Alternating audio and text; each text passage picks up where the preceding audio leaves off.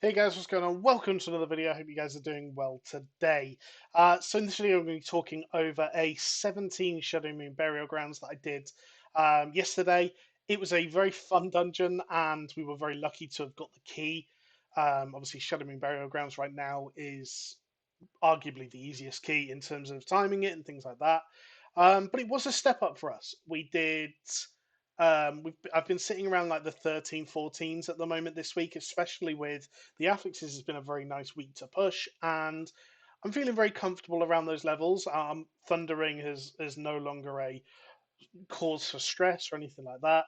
But it is one of those things that again, we're starting to hit the high teens, and it's when things are going to start just doing a lot more damage. We are starting to already see some mechanics now, like the void bursts that these guys do, the purple elementals, are hit very, very hard, and we were having to try and line of sight them, or just we were having to try and focus on those, and it made the rest of the pools very messy. Got a little bit unlucky there as we pulled to actually spawn the elemental, but it's one of those things that we had to be a little bit more conscious. At the moment, we can almost kind of bully our way through lower keys, sort of 13, 14s. If we get into a bad situation, we can probably recover it. A little bit of off healing, a few cooldowns. We're not. That's not the case now. We're still quite low geared considering um, well, just considering where everyone else is. I mean, the top of the keys, everyone's sitting around the 410, 411 eye level mark. I'm still 391, I believe, at the time of this. So that's 20 eye level. Obviously, they'll be running their four sets and things like that. So there is an element that gear plays into this, and that is something that is a little bit frustrating. But I'm not raiding, so it's only my fault. I can only blame myself. But the DK in this group was 400 eye level, I believe. So I was trying to use him as kind of a benchmark for my DPS. I'm actually not sure just how viable Unholy DK is at the moment, but obviously there's been a lot of talk about Evoker and Evoker not being particularly good. Single target, they seem to be quite weak. AoE, they have good burst, but outside of that, they're a little bit lackluster. Um, and I certainly don't play this dungeon very well at all. There is so much from this dungeon that I need to improve on to be getting into these keys and performing well.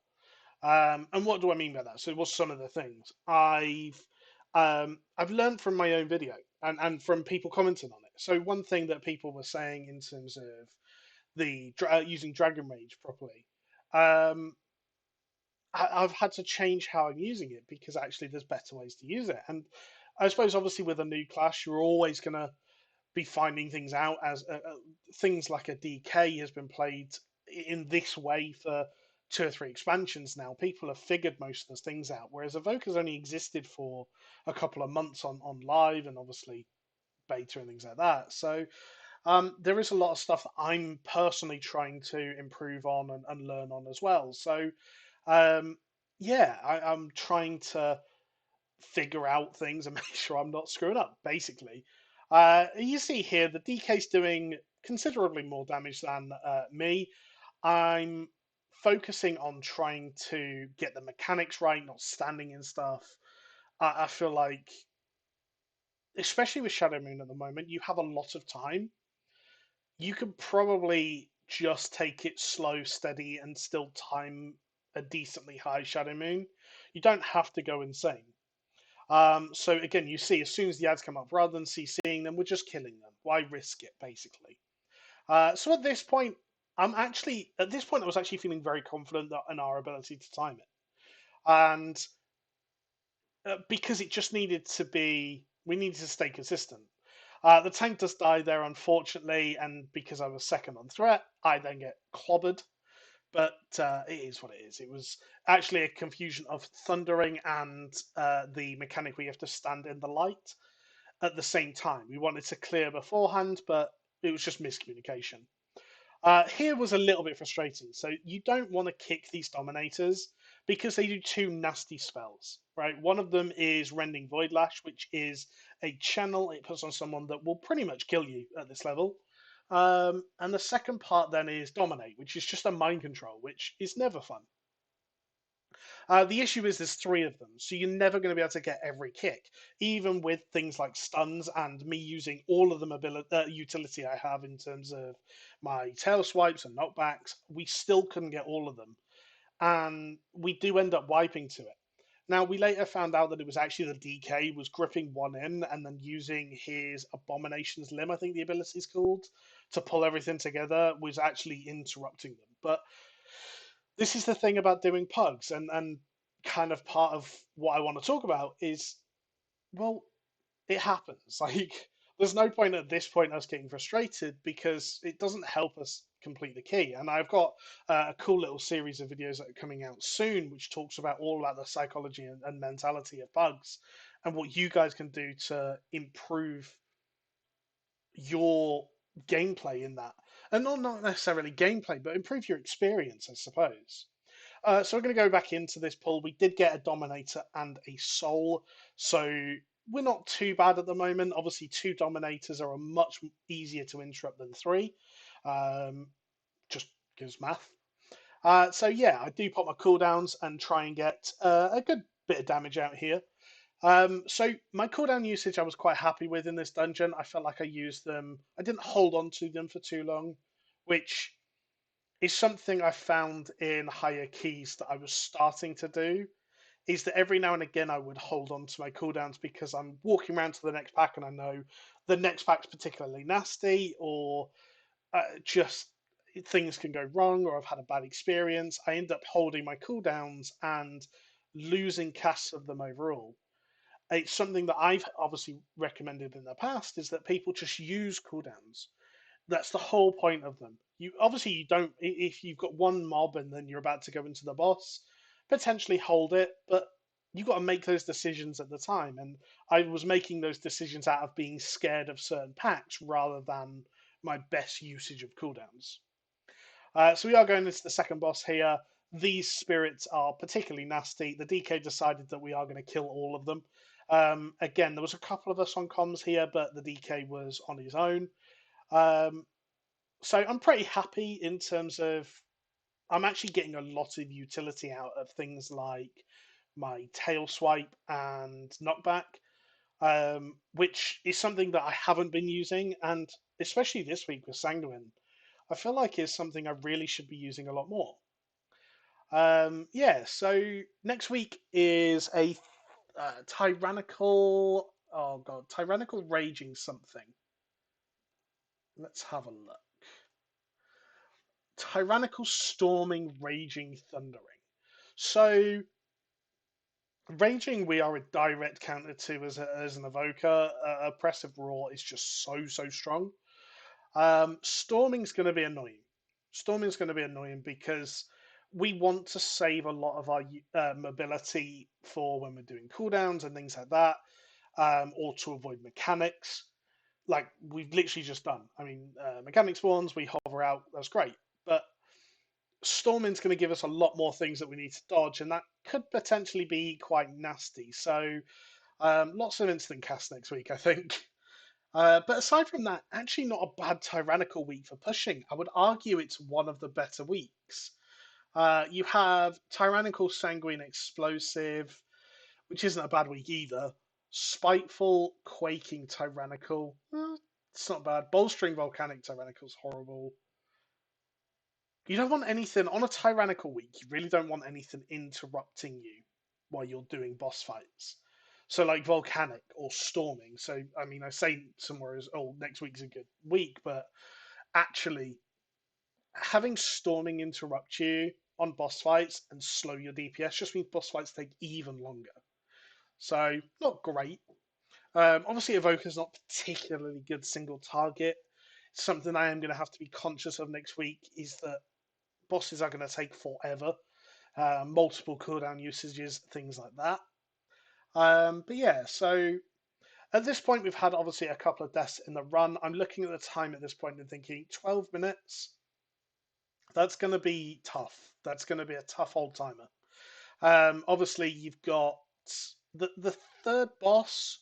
I'll talk more about in a second. We really didn't do it very well. This trash I actually thought we did very well because this is quite a nasty pack. The spiders have a cast that is obnoxiously powerful, and the bats actually seem to put a disease on people, which obviously can be cleansed. I can cleanse it once a minute. The pally healer can cleanse it more regularly, but it is still quite obnoxious. Down here, we started actually calling kicks, and something that I would highly recommend, even with pugs, get in comms, call kicks, things like that. We have an auto marker add-on, sorry, weak aura, so you can see that they're all marked pretty much every pull. So it's just nice and simple. I'm going to kick the next star, I'm going to kick the next diamond. Just makes things a lot easier. Now, we were trying not to pull the bats on this mob because we had a bad experience in a Shadowmoon Burial Ground earlier in the week where we were pulling the bats. AoE cleaved the bats down and they sanguine the worm, and obviously the worm doesn't move. So it really delayed the pack by a significant margin. Really nice rescue there. Rescue is an ability I'm thoroughly enjoying and using a lot more. So quite cool to just get a nice usage there and save the tank and get the tank back up. I do die because we just don't have enough interrupts for all the bats, and I got 2 stacks of the thing after I used my cleanse, unfortunately.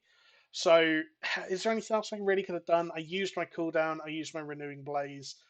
I'm going to say that death probably wasn't my fault. So far in the run, I'm not going to say any death that I've had is my fault. I'm trying to think if there's what other ones I've had. Obviously, we died to the Dominator. No, and we died to the Void Blast at the start, but I don't think there's any death. And we died to the first one. God, we died a lot. I don't think there's any death really that was my fault though. In its entirety, I think bad group decisions or misplay by the group caused a lot of my personal deaths so far. I believe that does change a little bit. But it's quite nice to actually go back and watch this, and it's why I've started doing a couple of videos like this, is because I'm a little bit worried about trying to commentate while recording, especially while I'm concentrating this much.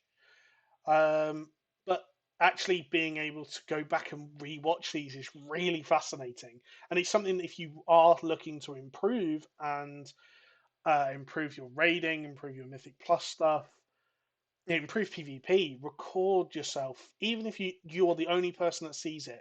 Go back and just be very analytical. What did you do wrong? What did you do right? So at the moment in this run so far, I'm pretty happy that actually I can comfortably say that no deaths were my fault. I've not really misplayed all too many times. I've been good with interrupts and using my utility, but I'm conscious that um, I haven't used my cooldowns as effectively as I could have, or my rotation hasn't been perfect. I also then just stood in a mechanic and died, which not ideal either. Funnily enough, me and the DK both died here. So I'm going to get a combat res, which is a really nice combat res. Actually, I love the fact that pallies have that now. And so talking about this boss, we actually made a mistake here, and this is where something I'm going to talk about a lot more in the upcoming series is just decision making. We decided we were talking about whether we were going to kill the ads on this boss. Now, the ads themselves do quite a bit of damage. They obviously give you a lot less room on the slams, things like that. Just makes the whole fight more complex having them up. However, it takes a lot of time away from us, and we made a call at the start that okay, if we want to time this, we probably have to just nuke boss. And then we realized that actually, even so, trying to do that without killing the ads is going to be quite tough. We'll probably just have to kill them and push a little bit harder going forward. So obviously the deaths then pretty much wiped out our chances of timing this key. So we're now at the point of going, right, okay, let's not rush, let's not do anything silly. We know we're probably not going to time it. Just nice and relaxed. Quite a nasty pack here. I believe it's 2 bats, 2 spiders, which is not fun at all. Obviously, lots of kicks, lots of interrupts. We're using our mobility there, utility there. to knock things out of Sanguine and interrupt casts, which again, really happy with how I was doing that. I was really, really anxious about these, and we tried to do something. Would I have done it this way again? I'm not sure. So we were trying to line of sight the casts around the side, but it meant that we just really run out of space, to be honest. We're now then just going, right, okay, we just have to take them and try and burst it down. And it was really messy and just a big, obviously a pally healer. One of the struggles that they have is the fact that they can't do their full healing kit while not being in melee. So it's a little bit tough, but we managed to kind of burst one down. We did use cooldowns and things, but that's fine. I think this, especially on a fortified week, this is going to be a pack you use cooldowns on. Um, and yeah, so we managed to get it down, 100% trash, but we're already out of time. And going into this last boss, this is somewhere where it's my bad and my inexperience here. So being the only range in the group, you can pretty much guarantee that as long as everyone else is in melee, the spears are going to land on me. Now you can see I was actually putting them quite close to the group, which unfortunately over 25 yards range, I'm not going to be able to put them miles and miles away. But it really made it a lot more difficult because I just didn't know what I was doing or what the normal plan was. What I ended up doing is, like I said, I'm trying to bait them out over here. The issue is I've spread them out quite in the middle of the room. So to give us the most space away from them, I've tried to kill the further skeleton. Never a good idea on this boss to go for the edge. It just doesn't work. The boss then cuts us down. We all get stacks of the buff, and yeah, not ideal. So we use a combat res, but I'm like really dubious to get up because the spear's there, and then another spear spawns in the middle, which means by the time I get to the group, I'm pretty confident I'm going to die. I wait for the last spear to go, but we've had more deaths, and there's not really much else that we can do. We do try to keep going. The boss is quite low, but obviously the spears here, we're just not going to be able to survive. Even throwing living flames on myself to try and keep myself alive, but we do just die to ticking damage. And obviously, at that point, then the spears are going to start going into melee, which just makes everything much worse. So they dive into the pool and just, yeah, they're not going to worry about that. We're going to restart and go again. Um, it is interesting, and it's something I'm now going to go and actually try and find footage of kind of the higher level teams doing this boss and see how their ranged DPS baits the spears. Because actually, it's something that I've never really had to do. During WOD, I did M plus, I did the challenge modes, but the challenge modes were just bronze, silver, gold. It wasn't particularly hard, and I didn't have to worry about kind of anything else. This wasn't particularly challenging. Obviously, on the 17, this actually hurts quite a lot. I need to make sure I'm doing it correctly. So I'm getting the experience now, and as you can see, I'm trying to stand as far max range as possible. I'm going to try and get some timers as well. The issue I was having is I didn't actually know when the cast was coming. For some reason, DBM doesn't work, so I have a week or a package, but DBM isn't working, which isn't ideal.